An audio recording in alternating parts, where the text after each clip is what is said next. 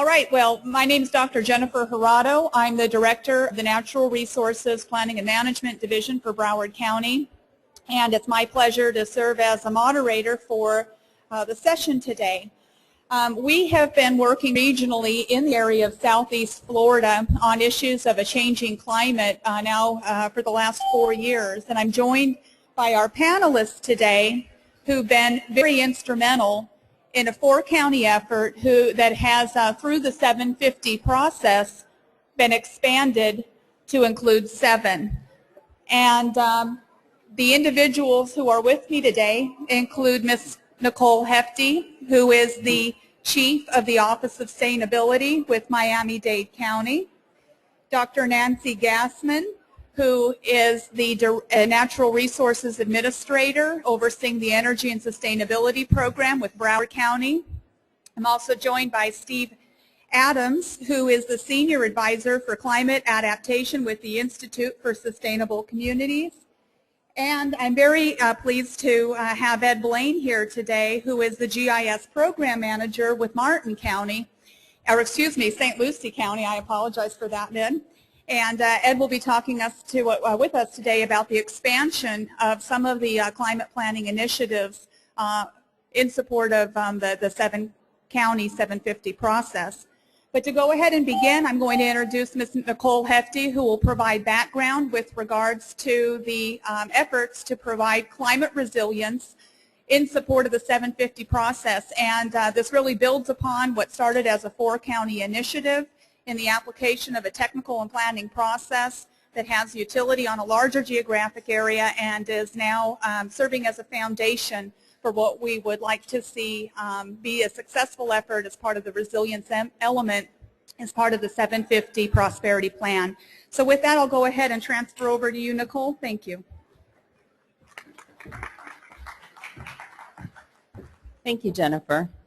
I'm just going to give you a very brief overview today of the Southeast Florida Climate Compact. And I guess based on what Duani said, Andre said today, that I guess we have to now think about calling it the Southeast Florida Regional Extreme Weather Compact.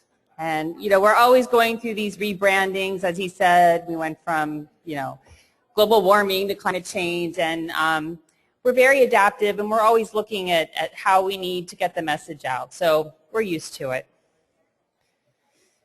So the compact, we really came together because it made sense. We realized that we had a lot of things in common. We were very low-lying coastal communities, very densely populated, and the map that you see there is a really good map because you can see that ridge. And that's where everything's happening. You've seen a lot of that today on the different maps that have been shown in the previous presentations. But we have a common airshed, common watershed. Water is very important to not only the economy, but the livability and the natural resources here in our region, which are also very important to various economic and livability issues here in the Southeast Florida region in general.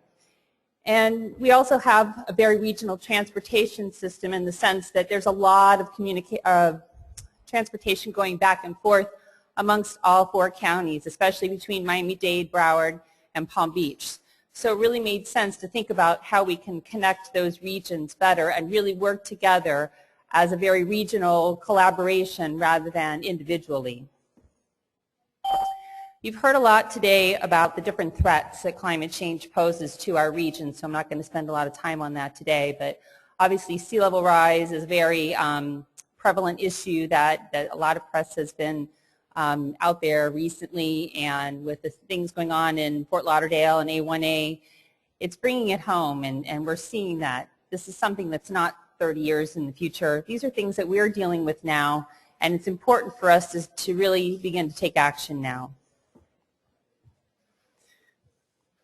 So in 2009, we had elected officials and staff roaming the halls in Congress talking about climate change and what it meant to our region and what we were doing. And we soon realized that we were doing a lot of the same work, duplicating efforts, but we were talking with different numbers, and it really just didn't make sense. So recognizing the things we had in common and the fact that we really would benefit tremendously by working regionally, the elected officials agreed that we were going to create this compact. And so by January of 2010, the compact was ratified by all 4 counties and it had begun. And we agreed that we were going to work in primary areas, namely working on climate policy on a regional basis, looking at developing regional tools and information that we would use to inform the process as we move forward in planning and adaptation. And those included creating a unified sea level rise projection, trying to do an initial vulnerability assessment and creating some maps that we could use for planning, and doing a regional greenhouse gas emissions inventory, because several of the counties had their own emissions inventories with different numbers and different time frames. So those are the things we agreed to work together on. And ultimately to create a regional climate action plan that the 4 counties would implement together as a region. We also agreed that every year we would come together as a compact to really talk about what progress had been made and to talk about what were the next steps and how we were going to move forward, and really to keep the compact out there and make sure that the elected officials knew that work was being done and that it was important to continue to support that work. So this is generally the structure of the compact. The staff steering committee really forms the core, and it's comprised of 2 representatives from each of the counties, the 4 counties, and they serve as the liaison between the work that gets done at the lower technical level, and we have different work groups that continue to form and reform. We have a policy team that is continually in existence, and they're the ones that are always looking at what we need to do to focus on for policy collaboration and for the region. But then we have the other teams, the summit team, that changes every year because we rotate the location of the summits amongst the counties. So this year it was in Palm Beach. Next year it's going to be back in Broward, which is where it began. And then we have what we call our regional climate team. And those are the groups that form and reform based on the different technical work that we need to get done. And I'll mention some of those different technical documents here in a few minutes. But we have a tremendous amount of staff that work together, and it's the liaisons at the steering committee level that really help communicate what's getting done to the elected officials and the upper administration, and we form that conduit. So recently, in the past year, we've been really trying to engage the municipalities in a much better fashion, and so we agreed that it was important to include municipal representatives from each of the 4 counties. So in the past year, these are the 4 cities that have joined as members of the staff steering committee, and they're the folks that really help connect us with the municipalities in the different counties, and we understand that it's important. These are all partners that have to be a part of this, and we have to do it together. We've also included, and I wanted to mention also, the South Florida Water Management District is also very actively engaged they're not a specific member of the staff steering committee, but we have them constantly engaged in the discussions because they're a very important partner in the region. And we also have the Nature Conservancy now participating in our meetings as well. So the compact has really been very successful in getting work done and getting these work products completed because we've gotten a lot of engagement from key organizations. And I have to admit, I'm sure there's some partners on here that are missing from this slide. I actually created it about a year ago. And we're constantly really bringing in the resources because folks not only are interested in seeing us move forward, they want to be a part of it. They want to help us move forward, and they want to be engaged in the process because what we're doing here at this local regional level is really groundbreaking, and we have a lot of eyes on us. And so we've been able to create these foundation documents to help form the process as we move forward through the collaboration of these different agencies and organizations that you saw. And in addition to that, we've got some funding that I'll talk about as well. But we decided that the 3 things we really needed to focus on initially in order to inform the development of the Climate Action Plan was to do a regional greenhouse gas emissions inventory, to come to a consensus on the sea level rise projections, because that was one of the things that we saw we really had different numbers on. And it wasn't only the counties, but it was a lot of the organizations that had different numbers that they were utilizing. And that was a very robust process where we brought in folks from the universities, very prestigious scientists that were really very knowledgeable about the information. They took a look at the current science, and they really helped inform the process. We had the Army Corps of Engineers engaged, we had USGS engaged, so it was a very robust process. And it allowed us to create a consensus on our sea level rise projections. In addition, we did a very initial kind of high-level vulnerability analysis to look at what 1, 2, and 3 foot of sea level rise would look like in our regions, in the sense that we used this to kind of identify initial vulnerable areas. We looked at infrastructure that might be impacted, and again, we benefited tremendously from staff from different organizations such as NOAA in particular. Were very, very instrumental in the South Florida Water Management District in getting this work document done.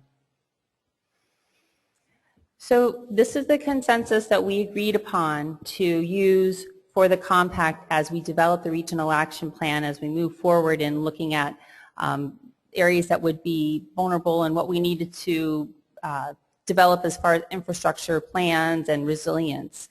So we decided, the group decided that we weren't going to go to 2100, we were going to go no further than 50 years.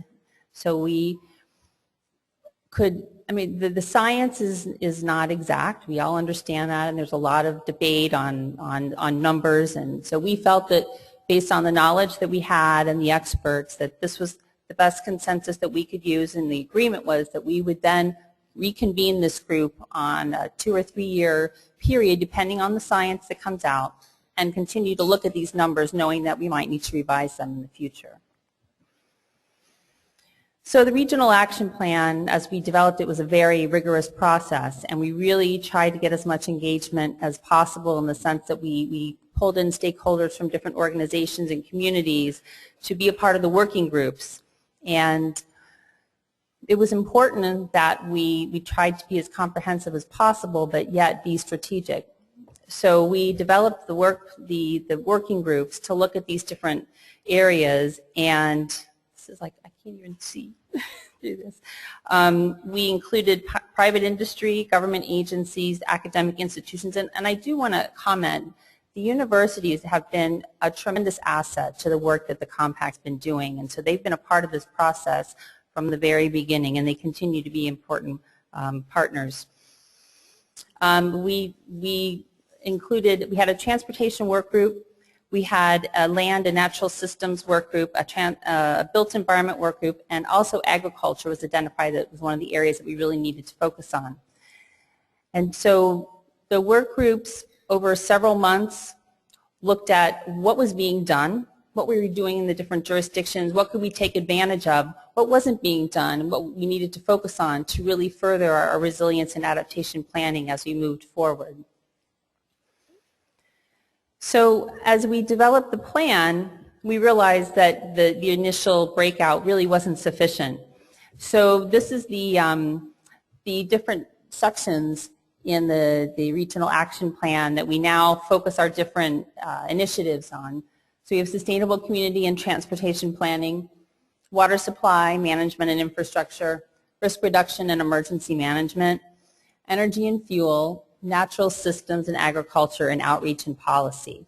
So as you look at the plan, and it's available online, and in fact all the documents that I've mentioned are available on our website, you'll see that these are the areas that the plan has been divided into. But again, just like anything with regards to climate change, there's a lot of cross connections, and we've seen that today in some of the discussions we've had. So most recently, the Compact had their annual summit. It was in Palm Beach. It was quite a success. We had over 250 individuals in attendance. And we had a technical workshop in advance that really helped us look at what tools are out there that we can use for modeling and trying to assess infrastructure vulnerability and the costs associated with different models and different opportunities. because we're really looking at what are the best tools out there to inform the process as we move the compact and the implementation forward. We had various discussions and a lot of good speakers that talked about the different aspects of what's going on locally. We had an electeds panel, and we're already starting to talk about how we're going to plan for next year's summit.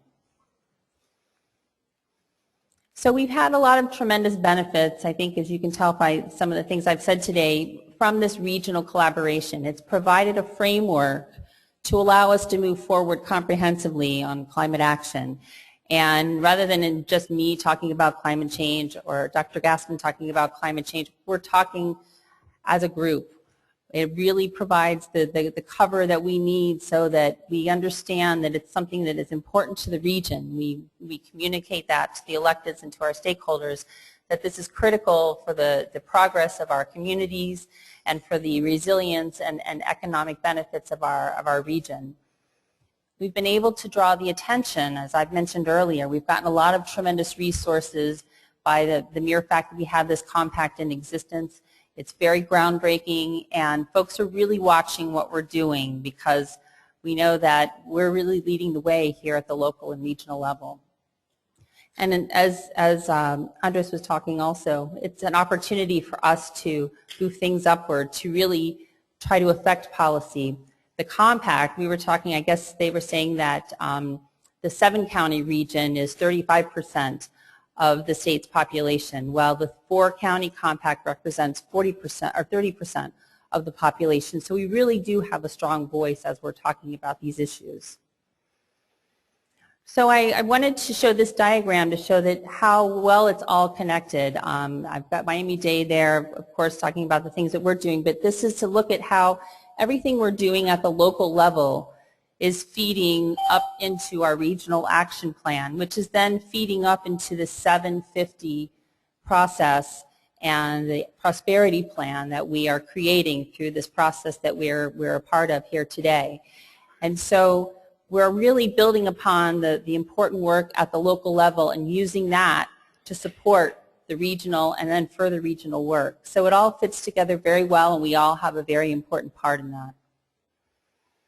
So our next steps, the Compact Staff Steering Committee just had a 2-day meeting. We were fortunate enough this year, and it was announced at the summit, to get a substantial grant, $925,000 over the period of 3 years, to look at how to utilize to move the implementation forward. So we spent the last 2 days looking at what are our priorities as we get started. What are our windows of opportunity right now that we can really take advantage of to move things forward and to take advantage of win-win opportunities right now. Starting to take the baby steps, but then build upon those. So we're essentially looking at what we're going to do in the next year, and I don't know, Steve, if you're going to talk about some of the academies that we might be doing with that would probably engage a lot of the folks here today. We're looking at the Mayor's Action Pledge, trying to get municipalities to sign on upon those. We have several already. I think City of Fort Lauderdale was the first, and City of Miami Beach is signing on as well. And really looking at how we can further engage our municipal partners in this process, because it really is a community-wide and regional plan that we're all a part of. So with that, I think I'm going to turn it over, and I think that's a good nuts and bolts. Thank you so much.